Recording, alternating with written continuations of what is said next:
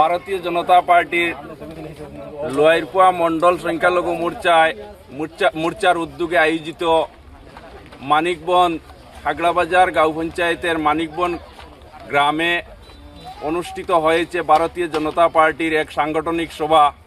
এখানে সাংগঠনিক সভা তথাপিও এখানে সংখ্যালঘু এলাকার 3টা বুথের ভারতীয় জনতা পার্টির বিভিন্ন স্তরের কার্যকর্তাগণ উপস্থিত ছিলেন। জেলা স্তরের এবং মণ্ডল স্তরের বিভিন্ন কার্যকর্তারা এসে গেছেন এবং এই এলাকার ভারতীয় জনতা পার্টির বুথ সভাপতির থেকে বিভিন্ন কার্যকর্তা তথা আপাময় জনসাধারণ ভারতীয় জনতা পার্টির শুভ আকাঙ্ক্ষীগণ উপস্থিত ছিলেন।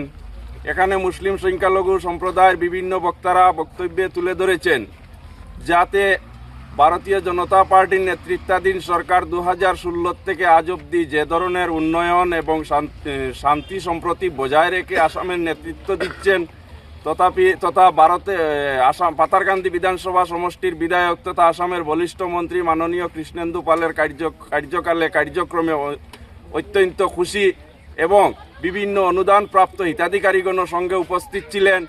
সবাই ঐক্যবদ্ধ হয়ে একটাই উদ্দেশ্য, যাতে পাতারকান্দির থেকে আগামী বিধানসভা নির্বাচনে সম্মুখে যে নির্বাচন আসছে সেই নির্বাচনে আমরা সংখ্যালঘু সম্প্রদায় থেকে যাতে বিশেষ করে 25,000 লোয়ারপুয়া তথা পাতারকান্দি মণ্ডল থেকে 25,000 সংখ্যালঘু সম্প্রদায়ের ভোট দিয়ে মাননীয় মন্ত্রী কৃষ্ণেন্দু পালের হাত শক্ত করে 1 লক্ষ ভোট পার হতে গিয়ে আমাদের সংখ্যালঘু সম্প্রদায়ের ভোটের যাতে একটা ভালো অবদান থাকে সেই উদ্দেশ্যে ঐক্যবদ্ধ হয়ে এখানে সমবেত হয়ে সবাই ভারতের প্রধানমন্ত্রী তথা আসামের বলিষ্ঠ মুখ্যমন্ত্রী এবং মাননীয় মন্ত্রী কৃষ্ণেন্দু পালের অনেক প্রশংসা করেছেন। এবং আগামী নির্বাচনে আসামে আমরা জানি হিমন্ত বিশ্ব শর্মাজির নেতৃত্বাধীন সরকার এই আসাম থেকে 100-র উপরে সিট নিয়ে আসামে সরকার গঠন হবে এবং আমরা পাতারকান্দির থেকে যাতে 1 লক্ষ ভোট পার করে আমাদের মন্ত্রী কৃষ্ণেন্দু পালের হাতকে আরও শক্তিশালী করে রাজ্যে পাঠাতে পারি সেই উদ্দেশ্যে ঐক্যবদ্ধ হয়ে প্রত্যেক বক্তা আলোচনা করেছেন।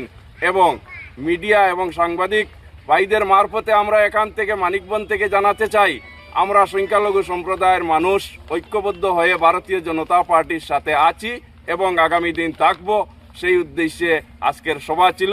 ধন্যবাদ। যিকোনো খবৰৰ বাবে যোগাযোগ কৰক আমাৰ এই নম্বৰত 9181 307 2221।